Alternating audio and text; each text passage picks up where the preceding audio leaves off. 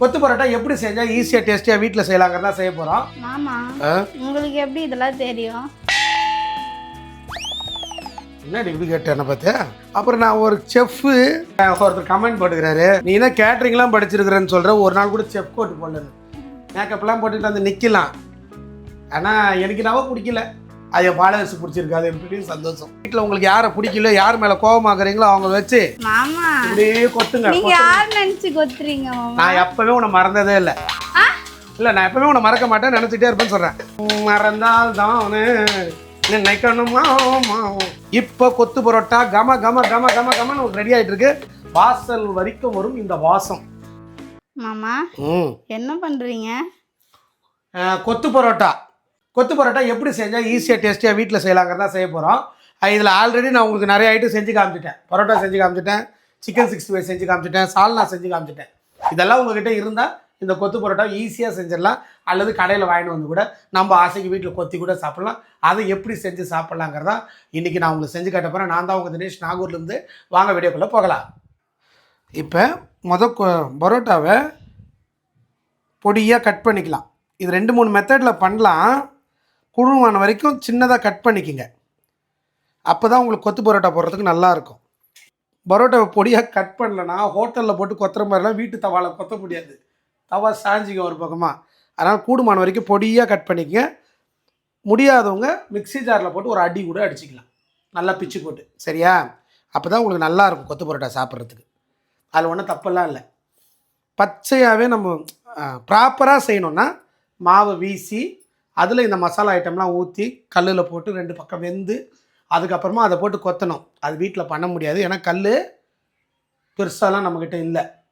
அப்படி கொத்தணும் வீட்டில் சண்டை வந்துடும். ஸோ நம்ம என்ன பண்ணலாம், இதை பொடி பொடியாக நம்ம கட் பண்ணி எடுத்துக்குவோம். அப்போ நமக்கு ஈஸியாக இருக்கும் வீட்டில் பண்ணுறதுக்கு. பாருங்கண்ணே, நான் எவ்வளோ பொடியாக கட் பண்ணியிருக்கேன் பாருங்கள். இதையும் இன்னும் பொடியாக கட் பண்ணாலும் நல்லது. சரியா? இப்படி இந்த வேலையை முடிச்சுக்குவோம். வெங்காயத்தை பொடியாக வெட்டிங்க, தக்காளியை பொடியாக வெட்டிங்க, கொத்தமல்லி வெட்டி வச்சுங்க. சிக்கனும் பாருங்கள், நான் பொரித்து உங்களுக்கு இந்த மாதிரி வெட்டி வச்சுருக்கேன். உங்களுக்கு எந்த மாதிரி பீஸ் வேணுமோ அந்த மாதிரி போன்லெஸ் பீஸாக பார்த்து கட் பண்ணி வச்சுங்க. நான் ஒரு 2 பரோட்டா எடுத்துருக்கேன். இதுக்கு 4 முட்டை போடணும். சரியா? ஆல்மோஸ்ட் எல்லாம் சொல்லிட்டேன். அதான் சொல்லிட்டோமேன்னு ஸ்கிப் பண்ணிடாதீங்க. இதுக்கு மேலே தான் செய்ய போகிறேன். செய்கிறதுல சின்ன சின்ன ஐடியாஸ் இருக்குது, அதுதான் ரொம்ப முக்கியம். இஞ்சி பூண்டு பேஸ்ட் இருக்குல்ல, ஃப்ரைட் ரைஸுக்கு இந்த கொத்து பரோட்டாக்கெலாம் யூஸ் பண்ணுறதா இருந்தால் நேரடியாக யூஸ் பண்ணக்கூடாது. கொஞ்சமாக இஞ்சி பூண்டு எடுத்து வச்சுக்கிட்டு தண்ணி விட்டு கலந்துருங்க. கலந்துட்டிங்கன்னா டக்குன்னு என்ன செய்யும், இப்படி கலந்து வச்சுட்டிங்கன்னா டக்குன்னு வதங்கிடும், ஸ்ப்ரெட் ஆகிடும் ஈவனாக. தொக்கா போட்டிங்கன்னா அங்கே எங்கேயும் நின்றுடும். கல் இது நல்ல கனமான கல், இதில் கொத்தலாம். சரியா? கல் நான் பற்ற வச்சுட்டேன் ஏற்கனவே. ஸ்டெப்பு முட்டையை போட்டு எடுத்துக்கணும். ஒரு பாத்திரத்தில் உடச்சி ஊற்றிக்கலாம், அப்புறம் கல்லில் ஊற்றலாம். சரியா? மாமா உங்களுக்கு எப்படி இதெல்லாம் தெரியும்? என்ன இப்படி கேட்டேன் என்ன பார்த்து. இதெல்லாம் அப்புறம் நான் ஒரு செஃப்பு எல்லாம் ஒருத்தர் கமெண்ட் போட்டுக்கிறாரு, நீ என்ன கேட்டரிங்லாம் படிச்சிருக்கிறேன்னு சொல்கிற, ஒரு நாள் கூட செஃப் கோட் போடலன்னு.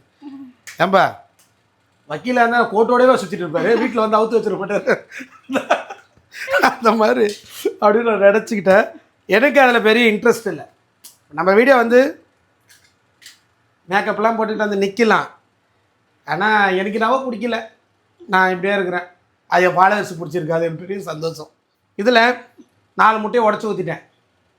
ஓகே. கல் நல்லா காய விட்டு எண்ணெய் ஊற்றிங்க. கொஞ்சமாக கல்லில் ஒட்டாமல் இருக்க நல்லா காய விட்டு தான் முட்டையே போடணும். சரியா? இது வந்து தோசை சுடுற எந்த தவால வேணா செஞ்சுக்கலாமா? கூடுமான வரைக்கும் தவாவை போட்டு கொத்தக்கூடாது தான். ஒரு ஸ்பேர் தவா வச்சுருப்பாங்க எல்லாம். தோசை ஊற்றுறது கடாயில் செய்யலாம். சொன்ன மாதிரி அதில் கூட பண்ணலாம். இதுக்கு நீங்கள் உப்பு குப்பெல்லாம் எதுவும் போட வேண்டாம். ஜஸ்ட் இப்படி போட்டு ஸ்க்ரம்பிள் பண்ணி எடுத்து வச்சுங்க. ரொம்ப ஹார்டாக வேண்டியதில்லை, ஓரளவுக்கு ஆனால் போதும். இதே கடைக்கல்லாக இருந்தால் இது ஒரு பக்கம் ஊற்றி விட்டு அது ஒரு பக்கம் போட்டு விடலாம். இது வீடு இல்லையா, எங்ககிட்ட இவ்வளோ பெரிய கல் தான் இருக்குது. ஒரு சில வீட்டில் இவ்வளோ பெரிய கல்லே இருக்காது. அதனால் இப்போதைக்கு இது ரெடி ஆகிடுச்சு. இதை ஒரு தட்டுக்கு மாற்றிக்கலாம். எங்கள் அம்மா வந்தால் கழுவி ஊற்ற போகிறாங்க. உன்னை எவன்டா இதெல்லாம் 98 தட்டு ஒவ்வொரு முறையும் நான் வீடியோ எடுத்துகிட்டு போயிடுவேன். அப்புறம் எங்கள் அம்மாவும் ஒய்ஃபும் தான் கழுவுவாங்க. மேக்ஸிமம் அம்மா தான் கழுவாங்களா, திட்டினே இருப்பாங்க, இவனை எவன் வீடியோ எடுக்க சொல்கிறான்னு தெரியலையோ. ஏன்னா இதெல்லாம் ரொம்ப முக்கியம். இந்த மாதிரி நீங்கள் எடுத்து வச்சுக்கிட்டிங்கன்னா அடுத்து செய்யறதுக்கு ஈஸியாக இருக்கும். நான் இப்படிலாம் செய்யவே மாட்டேன் மாமா. ஆ, அப்படியே வெங்காயம் தக்காளி அப்படியே போட்டு நீங்கள் யாரும்மா எலிசபெத் ராணி? இப்படி வேணா செய்யலாம். எங்கே வாங்க, ஒரு ஸ்பூன் எண்ணெய் ஊற்றுங்க. அதில் கொஞ்சமாக இஞ்சி பூண்டு பேஸ்ட்டு லைட்டாக, ரொம்பலாம் ஊற்றக்கூடாது, லைட்டாக. இதில் வெங்காயம் பொடியாக நறுக்கின வெங்காயம் நான் பாதியாக போடுறேன், இவ்வளோ போட்டு கொத்த முடியாது இதில். அதனால் ஒரு கைப்பிடி வெங்காயம், சும்மா ஒரு கால் பாகம் தக்காளி, ரொம்ப ஊற்றக்கூடாது. கொஞ்சமாக கொத்தமல்லி, மஞ்சத்தூள் கொஞ்சமாக ஒரு சிட்டிகை. உங்கள்கிட்ட சிக்கன் மசாலா கரம் மசாலா எது இருந்தாலும் சேர்த்துங்க. நம்மக்கிட்ட ஸ்பெஷல் மசாலா இருக்குல்ல, கறி மசாலா, அது ஒரு 1/4 ஸ்பூன் போடுறேன். இதுவே போதும், வேறு எதுவும் தேவையில்லை. மணக்குதா? இப்போ இதை வதக்குங்க. ஹை ஃப்ளேமில் தான் வச்சுருக்கேன். இதுக்கு தேவைப்படுற உப்பு, தூள் உப்புனா வச்சுக்கிறீங்களா? வச்சுருக்கோம் மாமா. மா ஒன்று வச்சுங்க. ஒரு முட்டைக்கு எப்பயாச்சும் வீட்டில் உப்பு யூஸ் பண்ணுறதுக்கு ஒரு முட்டை இருக்குல்ல, அதுக்கு ஒரு பிஞ்சு. இப்போ ஒரு பரோட்டாவுக்கு 2 முட்டை போட போகிறோம். 2 பிஞ்சு, வெங்காயத்துக்கு ஒரு பிஞ்சு, டோட்டலாக 3 பிஞ்சு போடுறோம். இதுவே போதுமானதாக இருக்கும். பத்தலைனா கூட போட்டுக்கலாம். ஊறப்பட்ட உப்பு கொட்டிடாதீங்க, ஏன்னா பரோட்டாவில் வேறு உப்பு இருக்கும். எனக்கு இது நீங்கள் சொல்லி கொடுத்துருக்கீங்க மாமா. சொல்லி கொடுத்துக்கிறேண்ணா? சரி, சந்தோஷம். சரியா, ஓரளவுக்கு வதங்கட்டும், ரொம்ப வதங்க மாட்டாது, ஓரளவுக்கு. இப்போ முட்டை எடுத்து வச்சுருக்கோம்ல, அதில் பாதி முட்டை மட்டும் போட்டு கொத்துனா முட்டை கொத்து ஒரு கைப்பிடி போட்டுங்க. ஓகே, இதில் சால்னா நான் உங்களுக்கு ஏற்கனவே வைக்கிறது சொல்லி கொடுத்துட்டேன். நிறைய சால்னா வீடியோ வச்சுருக்கேன். இப்போ சால்னா சும்மா உங்களுக்கு வேணுங்கிற அளவுக்கு எவ்வளோ ஊற்றினா பிடிக்குமோ அந்த அளவுக்கு ஊற்றிங்க. பசங்க ரெடியாக இருக்காங்க சாப்பிட. இப்போ மிக்ஸ் பண்ணிடுறீங்க. வீட்டில் முக்கியமாக நீங்கள் கவனிக்க வேண்டியது, வீட்டில் இந்த மாதிரி ஷார்ப் எட்ஜ் இருக்கிற டம்ளர், ஏதாச்சும் ஷார்ப் எட்ஜாக இருக்கிற டம்ளர் ஒன்று எடுத்துங்க. இப்படி வச்சு ஒரு கொத்த வேண்டியது தான். மெதுவாக கொத்துங்க. அதிலே வச்சுட்டீங்கன்னா சூடாகிடும். வச்சு எடுத்துடணும். வீட்டில் உங்களுக்கு யாரை பிடிக்கல, யார் மேலே கோபமாக்குறீங்களோ அவங்க வச்சு மாமா இப்படியே கொத்துங்க. நீங்க யார் நினைச்சு கொத்துறீங்க மாமா? நான் எப்பவுமே உன்னை மறந்ததே இல்லை, கொத்திடுவோம். இல்லை, நான் எப்பவுமே உன்னை மறக்க மாட்டேன், நினச்சிட்டே இருப்பேன்னு சொல்கிறேன். என்ன நினச்சிதான் கொத்துறீங்களா? நான் வந்து கோபமாக இருந்தாலும் சந்தோஷமாக இருந்தாலும் எல்லாம் உன்னை தான். மறந்தால் தானே நினைக்கணுமா அப்படின்னு கொத்தி விட்டுறேன் தான். இப்போ பாருங்க, ஆல்மோஸ்ட் எல்லாம் கலந்துருச்சு.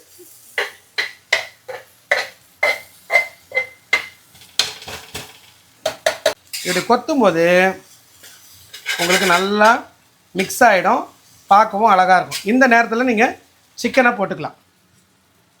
Very good.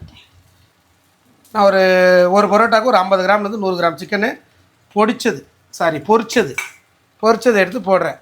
போட்டுட்டு எல்லாத்தையும் ஒன்றா சேருங்க. இப்போ கொத்துங்க ஒரு பக்கத்துலேருந்து.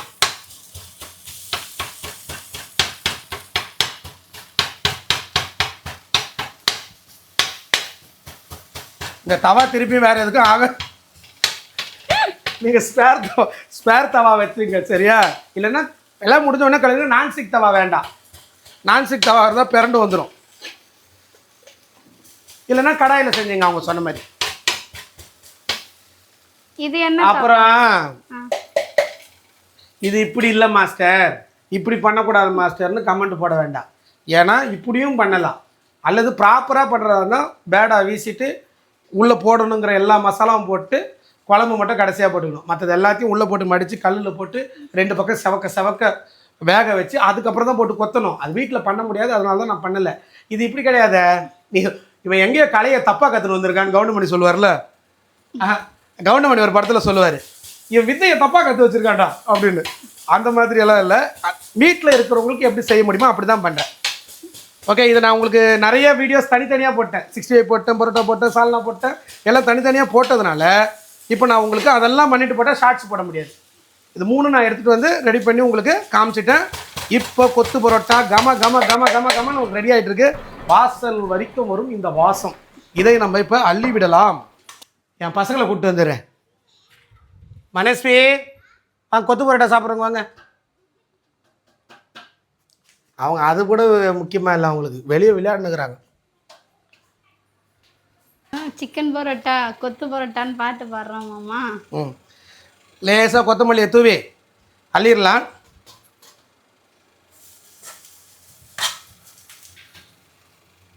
முட்டை பேட்டா ரொட்டு மேலே முட்டை பரோட்டா நீ தொட்டுக்கோ. அதே போல் ஒரு சில ஏரியாவில் இதை முட்டை பரோட்டான்னு சொல்லுவாங்க. உங்கள் ஏரியாவில் இதுக்கு என்ன பேர் சொல்லுவாங்கன்னு நீங்களே கமெண்ட் பண்ணிவிடுங்க. சரியா? தனிஷ் சாப்பிட்டு பார்த்துட்டு கத்துனே இருந்தா சித்தி நான் பண்ணது நல்லா இருக்கா, அப்பா பண்ணது நல்லா இருக்கா என்ன கேட்குறாங்க பாரு. சித்தி அடிக்கடி உங்களுக்கு பண்ணுறாங்களாமே, அது நல்லா இருக்கா, அப்பா பண்ணது நல்லா இருக்கான்னு அப்பா பண்ணுறது நல்லா இருக்கான்னு கேட்குறாங்க. சூடாக இருக்குது, நான் வச்சு தரேன். சூடு தாங்கம்மா. இது நான் சொல்லணுங்கிற அவசியமே இல்லை. பார்த்தாவே பார்க்குறவங்களுக்கு தெரிஞ்சிருக்கும் எப்படி இருக்குங்கிறது. பசங்களோட இந்த மாதிரிலாம் ஜாலியாக செஞ்சு சாப்பிட்றது எனக்கே ஒரு சந்தோஷமாக தான் இருக்குது. செம்மையாக வந்திருக்கு. உங்களுக்கு எவ்வளோ சால்னா வேணுமோ நீங்கள் ஊற்றி கொத்திக்கலாம். சரிதானா? எனக்கு இந்த மாதிரி ட்ரையாக இருந்தால் பிடிக்கும், அதனால் நான் ட்ரையாக கொத்திருக்கேன். செம்ம டேஸ்ட்டாக இருக்குது. நாங்கள்லாம் சாப்பிட போகிறோம். சூப்பராக இருக்குது. நீங்களும் கண்டிப்பாக ட்ரை பண்ணிட்டு எப்படி கமெண்ட் பண்ணுங்கள். தேங்க்யூ ஸோ மச் ஃபார் வாட்சிங். நெக்ஸ்ட் வீடியோ பார்க்கலாம். பாய். டாடா சொல்லு. நீ பாய் சொல்லு. நீ பாய் சொல்லு.